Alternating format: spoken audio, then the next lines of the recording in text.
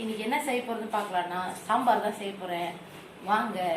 அதுக்கு முன்னால என் சேனல் இன்னும் நீங்க சப்ஸ்கிரைப் பண்ணலையா, உடனே சப்ஸ்கிரைப் பண்ணிக்கோங்க.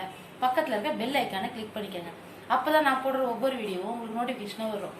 அப்பதான் நான் செய்யற இன்னும் நிறைய புது புது சமையல்லாம் டிஷ் எல்லாம் காத்துட்டு இருக்கு உங்களுக்காக. வாங்க வீடியோக்குள்ள போலாம். சாம்பார் எப்படி செய்யறது பார்க்கலாம். முதல்ல பருப்பு எடுத்து தண்ணி ஊற்றி கழுவிக்கங்க. ஏன்னா பருப்புல கொஞ்சம் குழப்பு அந்த தன்மை இருக்கும், டஸ்ட் இருக்கும். அதனால பருப்பை எப்பவுமே வாஷ் பண்ணிக்கோங்க. வாஷ் பண்ணிட்டு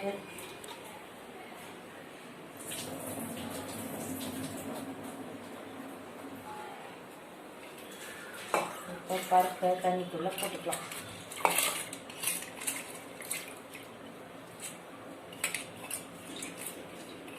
நான் பருப்பு எவ்வளோ எடுத்திருக்கேன் பார்த்தீங்கன்னா, ஒரு 100 கிராம் பருப்பு எடுத்திருக்கேன். எங்கள் வீட்டில் இருக்கிற ஆளுக்கு போதும். அதனால் உங்களுக்கு எவ்வளோ தேவையோ, எவ்வளோ பேர் அதிகமாக இருக்காங்களோ அதுக்கேற்ற மாதிரி பருப்பு எடுத்துக்கோங்க. அடுத்து 3 பச்சை மிளகாய், தக்காளி, ஒரு பெரிய தக்காளியாக இருந்தால் ஒரு 1.5 தக்காளி போட்டால் போதும், ஜஸ்ட் வேக வைக்கிறதுக்கு. அடுத்தது மஞ்சள் தூள், இவ்வளோ போட்டால் போதும், ஒரு 1/4 டீஸ்பூன் போட்டால் போதும். ஏன்னா நம்ம இப்போ சாம்பார் வதக்கும் போது, காயெல்லாம் வதக்கும் போது நம்ம போடுவோம் திரும்பி மஞ்சள். அடுத்தது பெருங்காயம், கட்டி பெருங்காயம். இதை வைக்கிறதும் கஷ்டம். இந்த சைஸ் போட்டுக்கிட்டாலே போதும். ஏன்னா பருப்பு கேஸ் இது பண்ணுறதுக்காக தான் அந்த பெருங்காயம் போட்டுக்கணும்.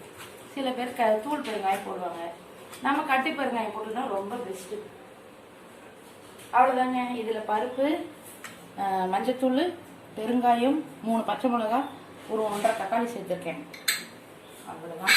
இப்போ கேஸ் போட்டு மூடிட வேண்டியதான். இந்த கேஸ்கெட் எல்லாம் கரெக்டாக போட்டிருக்கீங்களா ஒரு 8 செக் பண்ணிக்கங்க. இல்லைன்னா என்ன பண்ணும், டமான்னு வெடிச்சிடும்.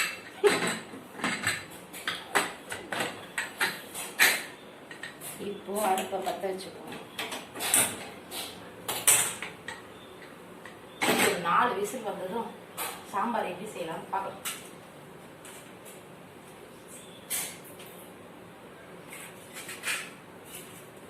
இப்போ காய், சாம்பார் தேவையான காய், 2 வெங்காயம். முருங்கைக்காய் சாம்பார் தான் இன்னைக்கு வைக்க போறேன்.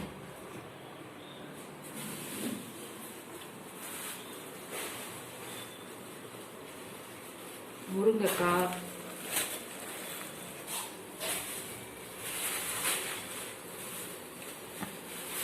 எப்பயுமே முருங்கைக்காய் நிறைய கிடைச்சதுன்னா வாங்கி வந்து இந்த மாதிரி கட் பண்ணி வச்சுப்பேன். இது மாதிரி கட் பண்ணி ஃப்ரிட்ஜில் ஸ்டோர் பண்ணி வச்சுக்கிட்டிங்கன்னா இது 2 வாரங்களும் எதுவுமே ஆகாது, ரொம்பவே நல்லா இருக்கும். தேவையானப்போ எடுத்து வாஷ் பண்ணிக்க வேண்டியதுதான். தேவையான காய் மட்டும் எடுத்துக்க வேண்டியதுதான். எங்கள் வீட்டில் முருங்கைக்காய் பிரியர் 2 பேர் இருக்காங்க. அவங்க ரொம்ப முருங்கைக்காய் தான் சாப்பிடுவாங்க. அவங்களுக்காக இந்த முருங்கைக்காய். மீதி காயை இப்படி கவர் பண்ணிட்டு இப்போ ஃப்ரிட்ஜில் வச்சு வேண்டியதான்.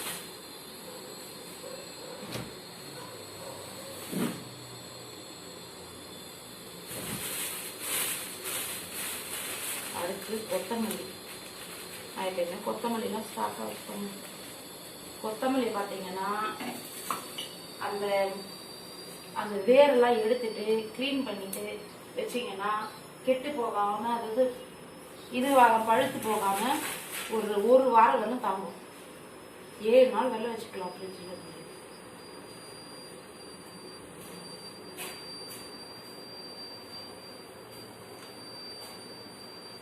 நல்லா வாஷ் பண்ணணும். கருவேப்பிலை தான் கிடைக்கவே மாட்டேங்குது. ஒரே டிமாண்டு கருவேப்பிலை. கருவேப்பிலை கம்மி தான் இருக்கு.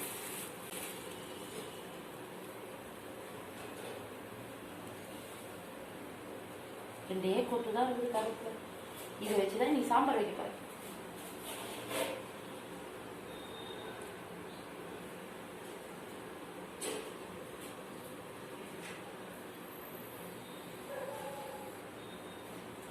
அடுத்தது காயெல்லாம் வாஷ் பண்ணிக்கலாம். முருங்காவை தண்ணியில போட்டு வாஷ் பண்ணிக்கோங்க.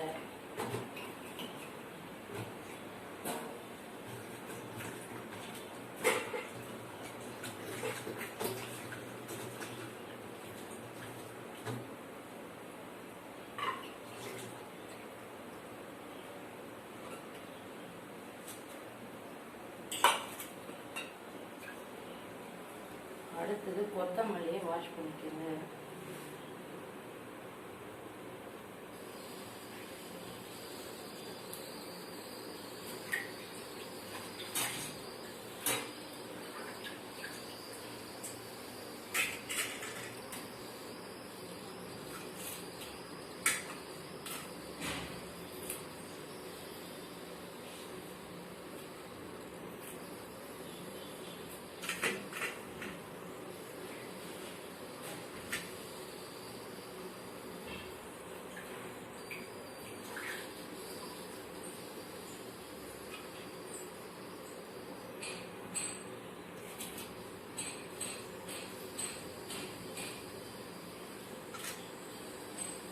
வெங்காயம் அரைச்சிக்கலாம் விசில் வரதுக்குள்ள.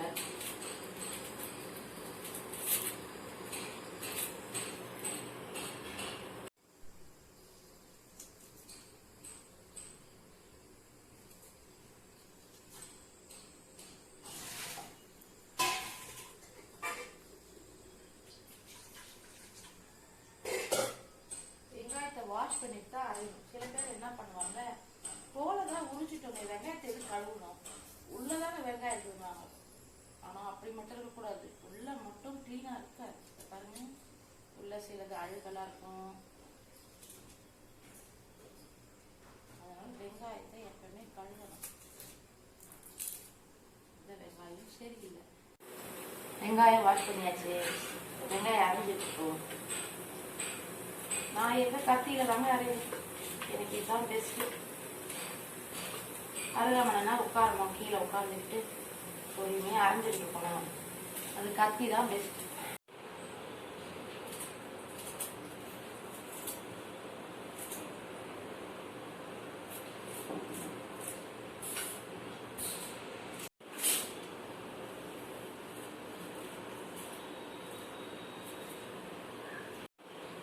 சாம்பாருக்கு தேவையான எல்லாம் அரைஞ்சி வச்சாச்சு.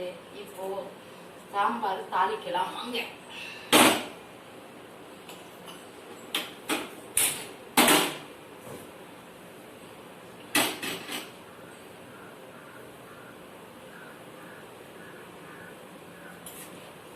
சாம்பாருக்கு தேவையான எண்ணெய் ஊற்றிக்கலாம்.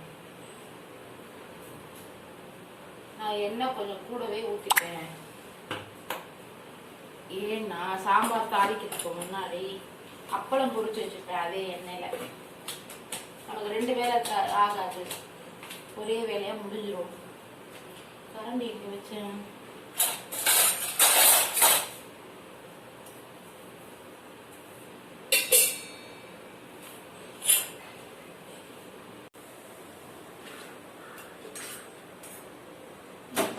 கொஞ்சம் ரொம்ப ஃபாஸ்டா இருக்கு, கொஞ்சம் ஸ்கிம் பண்ணிக்குவோம். ஏன்னா கடுகு போட்ட உடனே தீஞ்சிடும். அதனால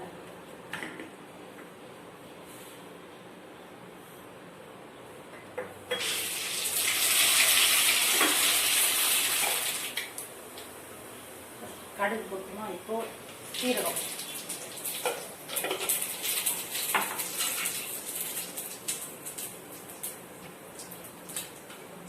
கொஞ்சம் ஆஃப் பண்ணிக்கணும்.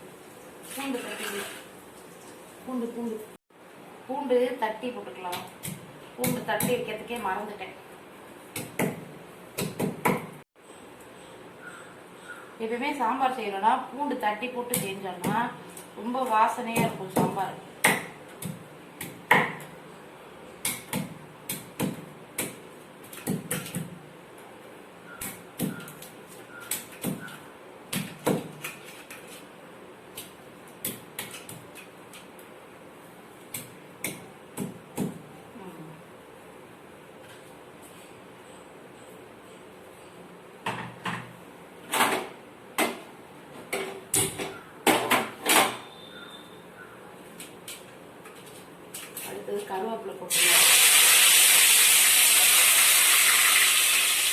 பூண்டு,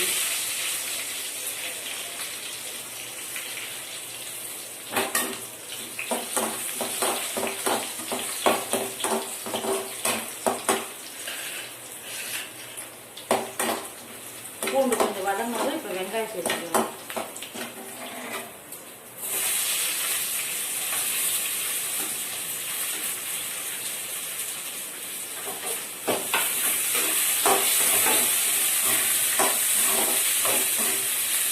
வெங்காயம் வதக்கும் போது கொஞ்சம் உப்பு சேர்த்துக்கிட்டீங்கன்னா சீக்கிரம் வெங்காயம் வதங்கிடும்.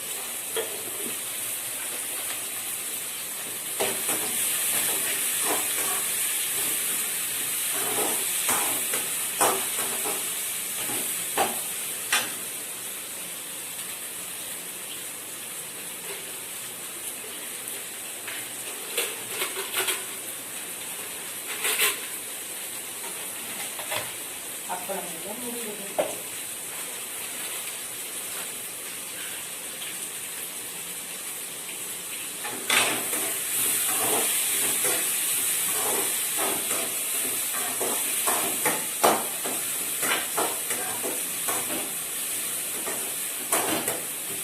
எப்பயுமே பாதி வெங்காயம் வந்து இந்த ரோஸ்ட் ஆனாலே சில பேர் என்ன பண்ணுவாங்க, தக்காளி காயெல்லாம் போட்டு வதக்கிடுவாங்க. அந்த மாதிரி செய்யக்கூடாது. நல்ல வெங்காயம் நல்லா கொஞ்சம் ப்ரௌனாக வந்தாலும் டேஸ்டாக இருக்கும். எந்த ஒரு சமையலுமே வெங்காயம் நல்லா வதங்கணும். வதங்கலைன்னா சமையல் நல்லா ருசியாக இருக்கும்.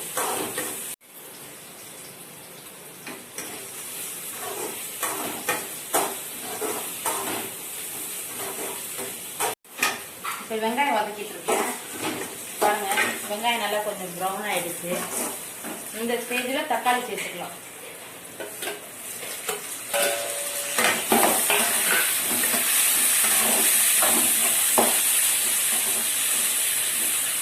தக்காளியும் வதங்கிறதுக்கு கொஞ்சம் உப்பு போட்டுக்கோங்க.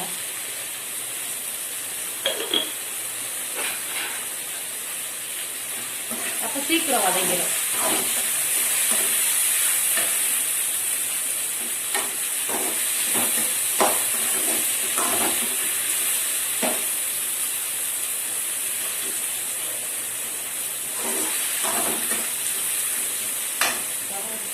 தக்காளியும் வதங்கிடுச்சு. இப்போ முருங்கைக்காய் சேர்த்துக்கலாம்.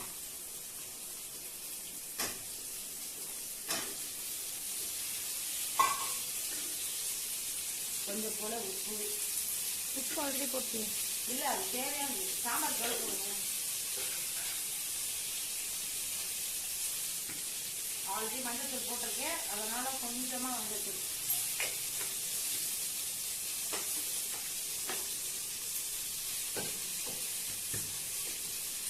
மிளகா சேர்த்துக்கலாம்.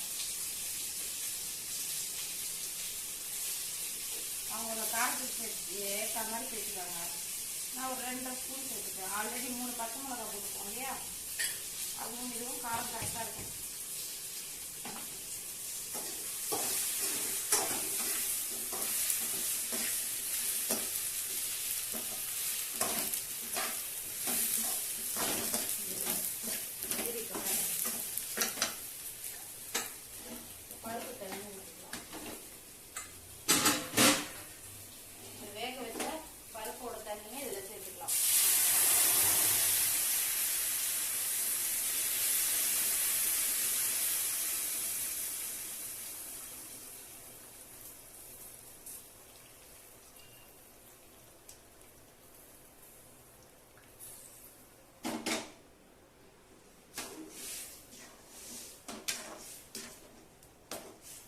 பருப்பு தண்ணி சேர்த்துட்டு கூட இன்னும் கொஞ்சம் தண்ணி சேர்த்துக்கிறோம்.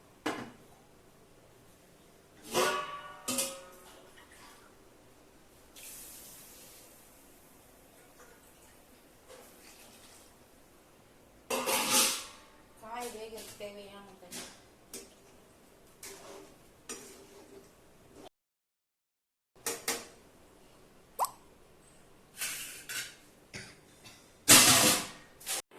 காய் வேகத்துக்குள்ள நம்ம பருப்பை கடைஞ்சி வச்சுக்கலாம்.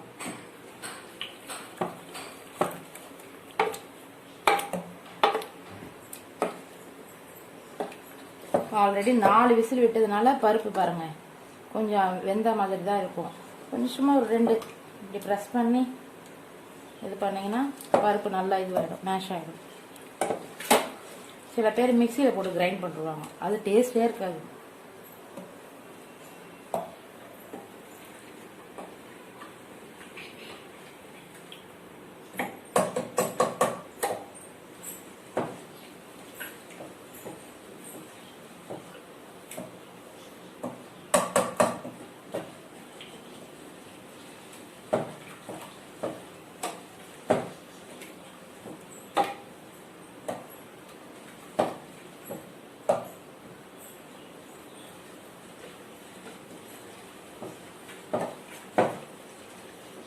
பருப்பு நல்லா மேஷ் பண்ணியாச்சு.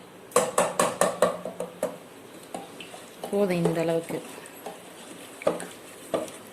குழந்தைங்க இருந்ததுன்னா இதை விட ரொம்ப மேஷ் பண்ணணும். இப்போ நம்மலாம் பல்லு இருக்கிறவங்க இப்படி தான் சாப்பிடணும்.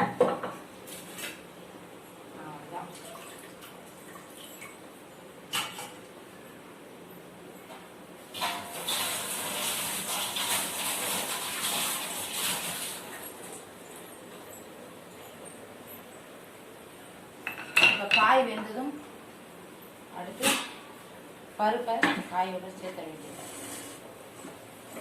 எல்லாம் கொதிக்குது, நல்லா வேகணும் முருங்கைக்காய்.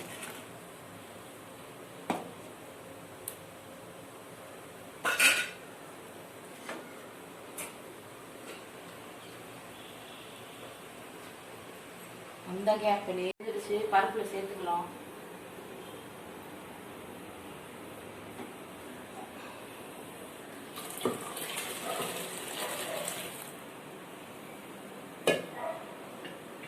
கூட கொஞ்சம் போல தண்ணி விட்டுட்டு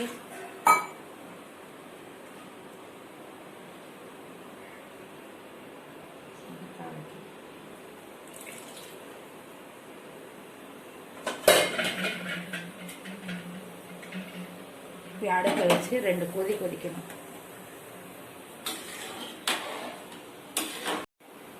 அடுப்புல வச்சு 2 கொதி கொதிக்கணும். கொதிச்சதுக்கு அப்புறம் சாம்பார் ரெடி.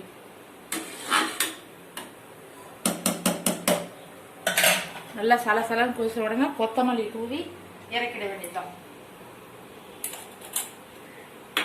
சாம்பார் இப்ப நல்லா கொதிக்குது, சாம்பார் ரெடி. இப்ப கொத்தமல்லி தூவி இறக்கிக்க வேண்டியதுதான். நான் எப்பவுமே கொத்தமல்லி இப்படி கிள்ளி போட்டீங்கன்னா அவ்வளோ ஒரு நல்ல மணமா இருக்கும். சில பேர் அரைஞ்சி வச்சு போடுவாங்க.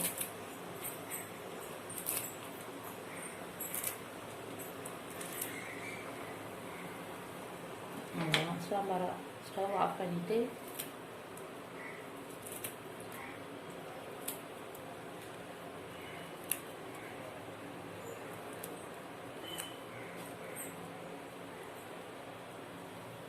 சாம்பார் ரெடி.